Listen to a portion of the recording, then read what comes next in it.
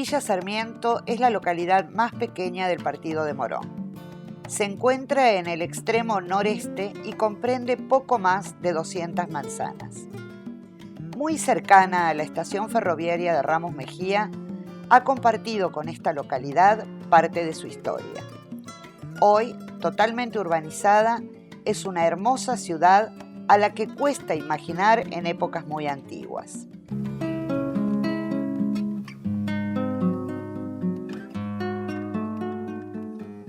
Hacia el siglo XVIII era una inmensa llanura recorrida por algunos cursos de agua. Solían formarse bañados y lagunas. En sus márgenes crecían juncales y algunos árboles como los sauces y sarandíes. Se destacaba el arroyo Catanga, que desembocaba hacia el este en el arroyo Maldonado. La zona de la actual Villa Sarmiento recibió desde la época colonial distintos nombres. Primero fue llamada Alto Redondo. En tiempos de Rosas se la conoció como La Figura. Más tarde fue La Catanga en alusión al arroyo. Estas tierras, que pertenecían a los Ramos Mejía, fueron compradas por Francisco Arcidiácono, que a fines del siglo XIX loteó los terrenos y surgió un pequeño asentamiento que fue llamado Villa Mormano, nombre de su pueblo natal. Se construyeron las primeras casas y en 1909, a instancias de la recién fundada Sociedad de Fomento, el poblado se denominó Villa Progreso. 2 años más tarde, el 2 de abril de 1911, el municipio le dio el nombre de Domingo Faustino Sarmiento, conmemorando el centenario de su nacimiento. A menos de 20 kilómetros de la ciudad de Buenos Aires, la zona se hallaba bien conectada por el camino de Gaona, que iba hacia el oeste, y también con Morón, cabecera del partido. La llegada del ferrocarril en 1858 a lo que fuera en un principio el apeadero San Martín significó un importante impulso para el crecimiento de la localidad. Aquella modesta estación original fue suplantada en 1906 por el más bello edificio ferroviario de la línea del oeste, y sus andenes e instalaciones serían compartidos por los vecinos de los pueblos de Villa Sarmiento y Ramos Mejía, aunque su nombre identificó solo a una de ellas. Este hecho determinó que quienes hacían y hacen referencia a la zona la llamaran Ramos Mejía, generando confusión. En Villa Sarmiento, los loteos comenzaron en 1893 y en 1950 casi toda la localidad estaba loteada y urbanizada. Muchos de los primeros vecinos, en su mayoría inmigrantes italianos y portugueses, cultivaban flores y árboles frutales en viveros y quintas de verduras. Tenía una manzana cultivada con rosales. No había invernáculo en aquel entonces. Cuando había el invierno ponía salpilleras para salvar los que había abajo, que eran más o menos, en aquel entonces, crisantemos. Cuando había tiempo de violetas, íbamos nosotros, mi hermano y yo, teníamos 8 o 10 años, íbamos a juntar violetas. A veces había muchas violetas y venía alguno a ayudar, que se les pagaba también por cada paquete de violetas, se pagaba un tanto. Una vida muy sacrificada en aquel entonces. Pero también la zona contó con hermosas quintas de veraneo, lujosas residencias donde los porteños pasaban sus vacaciones, disfrutando del aire puro y las frondosas arboledas que ésta ofrecía.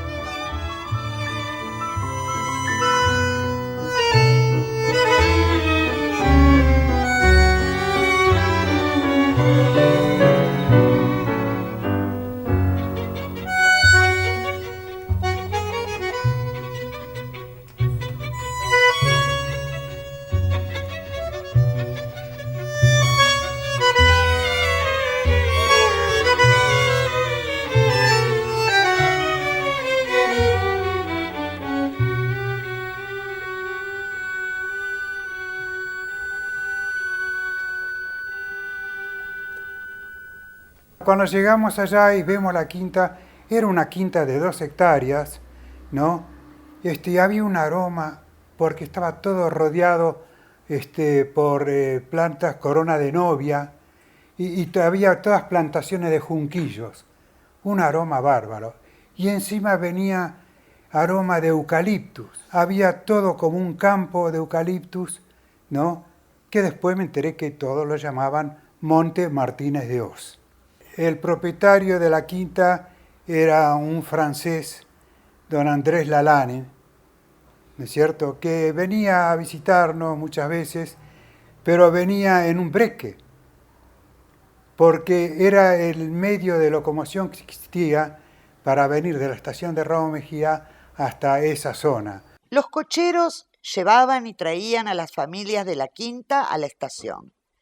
En estos mismos coches paseaban en los corsos de Flores de Morón o de Ramos Mejía. El carnaval estaba en la Avenida de Mayo, en Ramos. Sí, en Ramos. Antes primero al lado de la plaza, Sí. Cuando había tierra. Sí. Era el carnaval al lado de la plaza. Decime quién sos vos, decime dónde vas, alegre mascarita que me gritas al pasar. ¿Qué haces? ¿Me conoces? Adiós, adiós, adiós. Yo soy la misteriosa mujercita que buscas. Sacate el antifaz, te quiero conocer.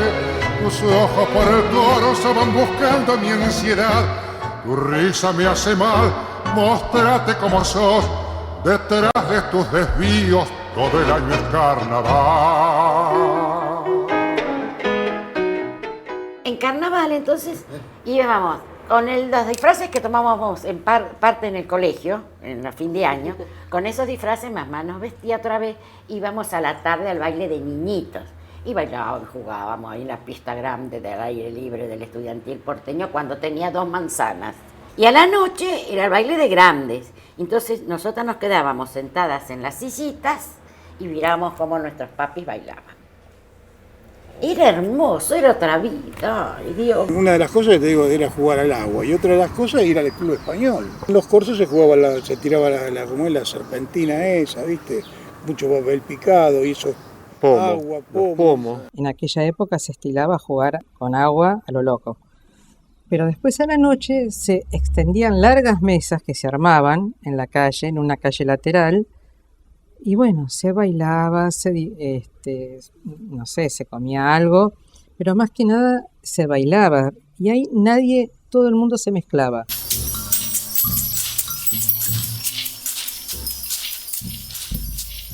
La luz eléctrica llegó a Morón en el año 1907 y 2 años más tarde, los vecinos de Villa Sarmiento festejarían la iluminación de varias calles, alcanzando a fines de 1909 la cantidad de 60 focos en toda la villa.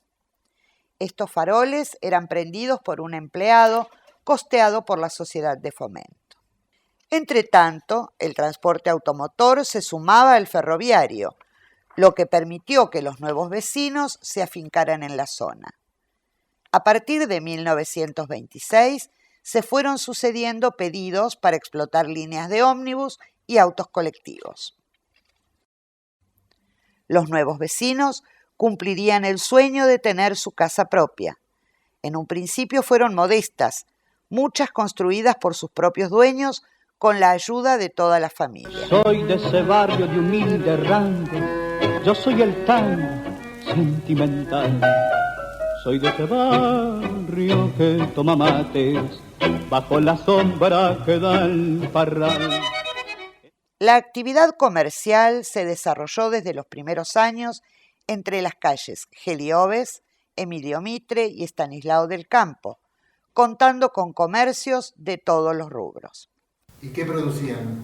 Y todas las verduras del día, sí, sopacitos, arvejas, chaucha, de todo tipo de verdura. El almacén, la de mi padre, se vendía bastante comestibles, por lo general más comestibles que despacho de bebida había, pero no era como ahora. El bar de los Toribios, hasta que yo sé, había una mesa de billar, ahí se jugaba billar y era un bodegón viejo, 1905. En esa época también de pibe pasaba el lecherito, le decíamos nosotros, Viana, con las vacas, ordeñaba y vendía la leche. Ahí mi viejo, o sea, mi padre ahí enfrente de la plaza tenía vacas, ahí donde está la casa ahora. Ahí era una entrada que llevaba a los animales ahí, y ordeñaba las vacas y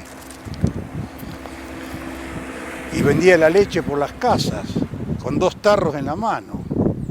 Y alguna gente iba a tomar la leche ahí al pie de la vaca, ¿viste?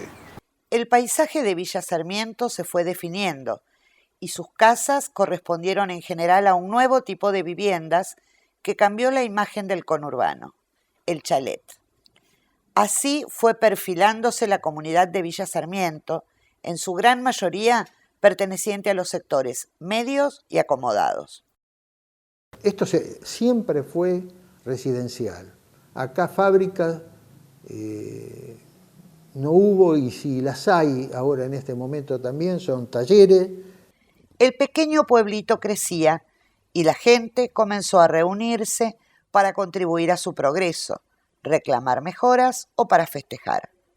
Los vecinos lucharon por empedrado, luminarias y pasos de piedra. Así se fueron construyendo fuertes vínculos solidarios en la comunidad. Surgieron entonces las asociaciones de socorros mutuos, las sociedades de fomento, los clubes deportivos. Las instituciones sociales y de ayuda mutua se fueron sucediendo.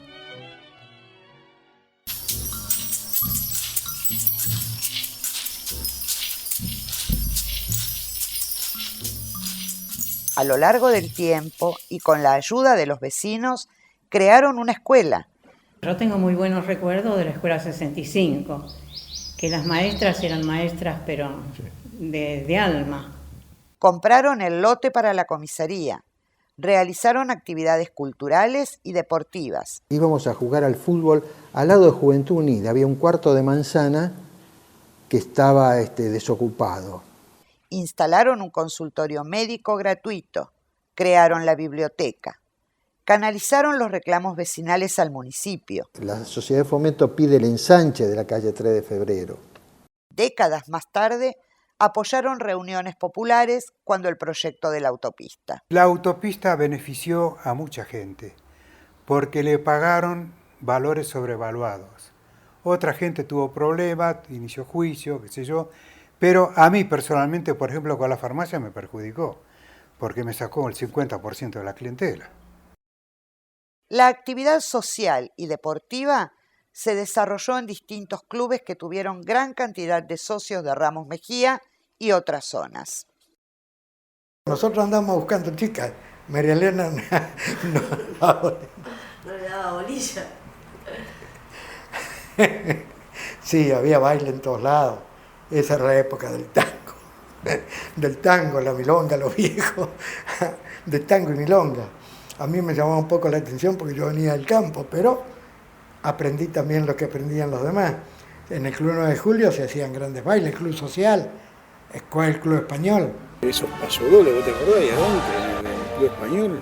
Como buenos gallegos le daban con todo el pasodoble, era brutal. Vos escuchabas el del pasodoble adentro, en el piso, los pies que rozaban los zapatos, ¿viste? Y sentías...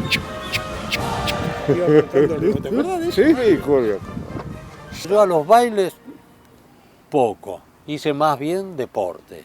Y el deporte era, para mí al principio, fue jugar al básquet, de chiquitito, pero como no había aros bajos en aquel tiempo, no llegaba y me achiqué y me retiré. Y empecé a andar en patín, porque el Club Social en el año 44 era lleno de gente que andaba en patín. Me dediqué mucho al club. En el club sí, he pasado mucho tiempo, muy lindo momentos, agradables, hacíamos fiestas, traíamos orquesta. Por ejemplo. Y trajimos la orquesta en esa época, D'Arienzo estaba. Los juegos clásicos en esa etapa era saltar a la soga, jugar a la rayuela. Las tardes Todo el mundo sacaba sus sillitas o sus sillones de caña. Todo el mundo salía a la vereda a conversar, a charlar, a tomar mate. La sensación de apropiación del espacio público por parte de la gente, así como antiguamente se hablaba de los carnavales y de todo lo que significaba salir a tomar mate en la vereda, está absolutamente vigente con otra modalidad a lo mejor. La sensación de pertenencia y la sensación de integración implica una mejor calidad de vida. Cuando era la hora del mate cocido, que no, íbamos ahí, nos juntábamos todos, tomábamos mate cocido con pan. Al final de Emilio Mitre, donde ahora está cerca del Show Center, era toda una laguna, donde íbamos a cazar ranas. Después estaba el Monte Martínez Dios, que es donde está el Hospital Posada. El arroyo yo lo conocí dentro de la quinta del Doctor Podestá. Hoy mismo se ve una pequeña elevación, cruzaba y ahí era descubierto. Donde está el Banco Galicia, el Ramos y Gaona, era abierto eso. Íbamos a buscar renacuajos, a jugar. Todos los muchachos nos esperaban a los domingos a la mañana. Venían a la puerta esperando a nosotros que íbamos con la pelota. La pelota número 5 la teníamos nosotros. Entonces nos apurábamos a trabajar y ahí enfrente estaba la canchita. Era maravillosamente lindo, era hermoso. Me crié acá en Villa Sarmiento siempre en la calle. Vivía siempre buscando caballos. En esa época eran todos pisaderos. Se utilizaban caballos para pisar el barro, para hacer la pasta barrosa, para poder hacer los ladrillos. Con lo que se hizo esta casa, son los ladrillos de barro también de esa época. Acá todo por esta calle Marconi, que va a Palomar, eran todos hornos de ladrillos. Y estaban siempre animales sueltos, que eran los que enlazábamos nosotros y andábamos los pibes a caballo. Eran todas quintas. La quinta de Vito era una quinta hermosa. Acá atrás estaba una quinta también grandísima. Acá en la esquina, haciendo cruz con la estación de servicio. La quinta de la François, la quinta de Campos, la quinta de un senador, Obregón, que todavía existe, en la calle Bosch y Gelioves. Esa quinta es actual. Donde está la usina era toda una quinta muy grande. Las instituciones educativas se crearon y crecieron en Villa Sarmiento gracias al desempeño y la preocupación de sus cooperadoras, que mucho han hecho por la educación en la zona. Porque la Escuela 65 era una casa. Sí. Las casas de antes que tenían un corredor y dos, eran dos piezas únicamente, sí. Dos, y el corredor, y ahí para de contar. Hicimos una casita, la mejor casita que tiene la escuela, para el inferior, la más cálida era. El Colegio Ward, desde que abrió sus puertas en 1933, también fue un referente en la zona por su calidad educativa. Ocupa 15 manzanas en el corazón mismo de la localidad, con sus lujosas construcciones y una añosa y bella arboleda. Estos terrenos habían formado parte de la propiedad de Marta Ramos Mejía de Madero. Porque el Ward siempre dice Colegio de Ramos Mejía. No, el Ward es de Villa Sarmiento. El Ward es Villa Sarmiento. En la década de 1940, Villa Sarmiento contó con una vida cultural muy rica. En la calle Hilario Ascasubi 1173, hoy Ballesteros, se inauguraba una casa, obra del arquitecto Vladimiro Acosta, que resultaba insólita en el barrio, ya que no coincidía con el gusto de la época, a tal punto que los vecinos la llamaban la fábrica. Era la casa taller de los fotógrafos Gret Stern y Horacio Coppola. Los sábados se reunían allí artistas e intelectuales vanguardistas. Entre los concurrentes del barrio se encontraban el doctor Elías Peterberg, el escritor Bernardo Berbisky, la muy joven María Elena Walsh y José María Pepe Fernández. Los amigos jóvenes provenientes de la capital federal eran Giula Kosice, Ernesto Shaw y Sara Facio, entre otros. Grete traía a la casa a escritores alemanes judíos escapados de Alemania.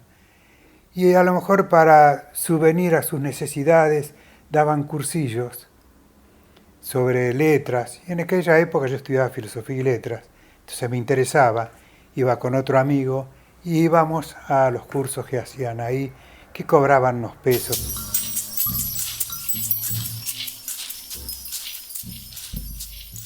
Macho Vidal me contaba, Macho Vidal mayor que yo, unos 15 años, y me contaba siempre que cuando él era pibe, ya Villa Sarmiento era radical. Él se crió en un Villa Sarmiento radical.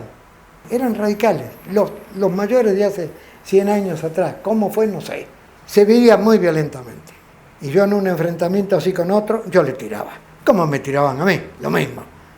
Pero nunca por atrás, ni nunca se mandaba un sicario, ni se guardaba tampoco un rencor grande. Alguno que otro habrá habido, pero en general el pueblo no lo hacía.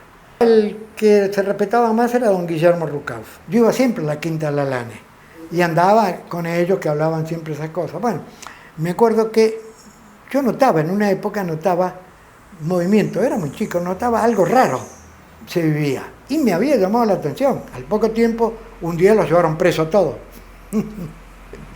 Los metieron presos. ¿Qué había pasado? Querían tomar la casa de gobierno. Tenían las armas metidas entre el maíz, entre el comedero de las aves, tenían guardadas las armas. Alguien dio la voz a las autoridades y los metieron presos. Mi casa era antigua, con galería, patio, galería, vestíbulo, comedor, dormir, bueno. Los miércoles, el día que no iba al Senado, atendía al pueblo. Y todo se llenaba, todo, no entraba más nadie, en la vereda parados. 50.000 personas llenaron la Plaza de Morón escuchando al intendente Albístur Villegas, que habló desde los balcones del Palacio cuando inauguraron el monumento a San Martín en el año del Libertador. Esa plaza, que hasta el momento se llamara Adolfo Alsina, tenía un monumento a la Independencia, que fue trasladado a Villa Sarmiento, donde se creó la plaza del mismo nombre, siendo colocada en su centro dicha escultura hasta el día de hoy.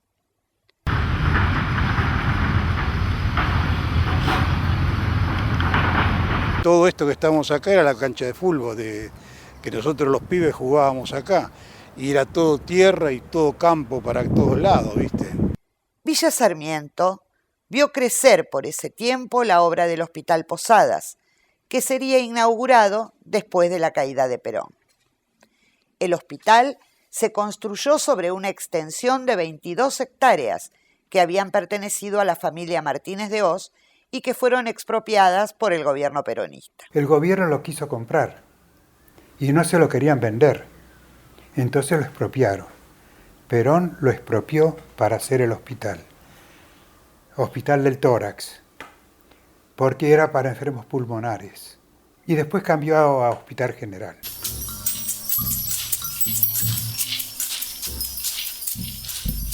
En la década del 60 empezaron a aparecer sobre la avenida Gaona y en el resto de la zona, esto de Villa Sarmiento y Ramos, conocido genéricamente como Ramos, lo que eran los boliches, las boîtes, los bailables. Boliche en el sentido de la época era el lugar donde ir a bailar. Crash, que aún está, al lado estaba Tempo, que era el del Molino, en otra cuadra estaba Grotesco, que enfrente estaba Estadio Bailable, el de la Manzanita, que era un edificio hecho todo de acrílico, justo en la esquina, pero ya del lado de Ramos. En otra cuadra estaba Forexport, el del ascensor, que en el Mundial 78 estaba en la guía de atractivos turísticos. Después fue Moon, también del lado de Ramos. Brutale también estaba del lado de Ramos. Esta era la época de los boliches. Bueno, el Pinar de Rocha, que está en el mismo sitio que ahora, desde esa época, era y es Villa Sarmiento. Aunque todos estos lugares en sus promociones hablan de Ramos Mejía. El extraño del pelo largo, sin preocupaciones va. El fuego en su mirada y un poco de insatisfacción. Satisfacción por una mujer que siempre quiso y nunca pudo amar. Jamás, jamás.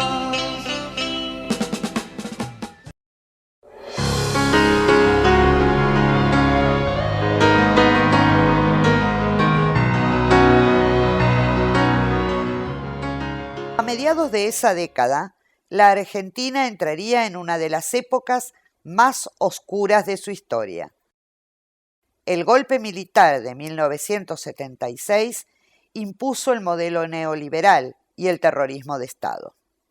En nuestro partido, cientos de moronenses, al igual que miles de argentinos, fueron arrancados de sus casas, de los sindicatos, de las universidades y las escuelas, convirtiéndose en desaparecidos.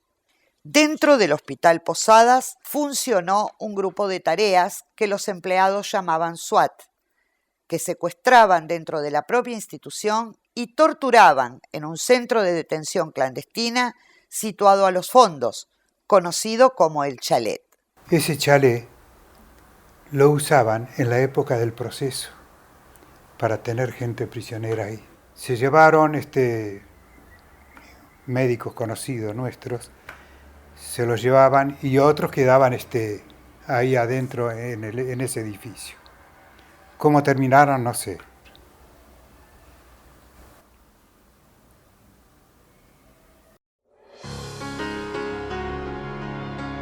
Se hicieron listas negras, siendo detenidos médicos, enfermeros y empleados.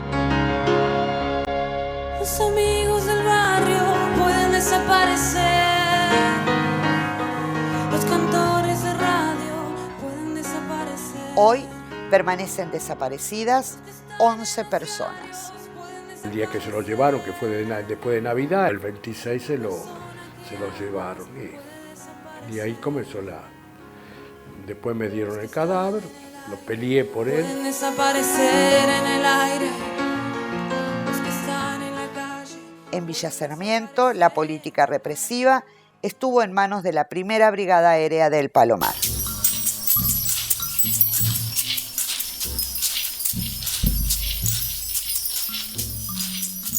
Con el paso del tiempo, Villa Sarmiento creció gracias a la participación y el trabajo solidario de aquellos vecinos pioneros y de los que llegaron después, transformándose en uno de los más apreciados barrios residenciales del oeste del conurbano.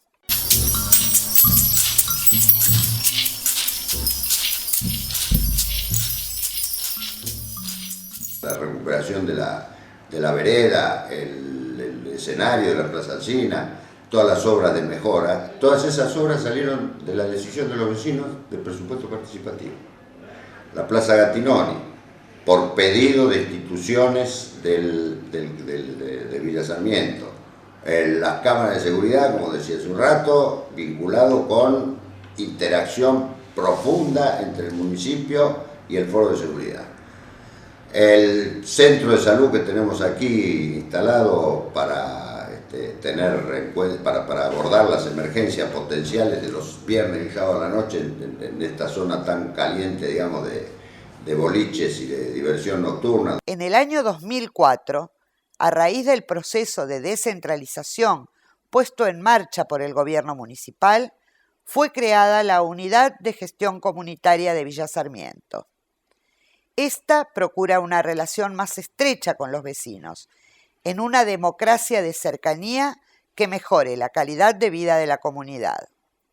Hoy, en su nuevo edificio, seguirá contribuyendo a que los vecinos resignifiquen su territorio y las relaciones que, a través de su historia, han cimentado. El pueblo de Villa Sarmiento está percibiendo esa propuesta, porque la verdad que todas las cosas que de alguna manera se hacen desde el punto de vista de la intervención municipal en la localidad, tienen una fuerte participación de la gente. Estamos viendo en qué va a cambiar esta ciudad creciente y pujante en función de la propuesta y del compromiso de la gente de participar, involucrarse y comprometerse con el bien común.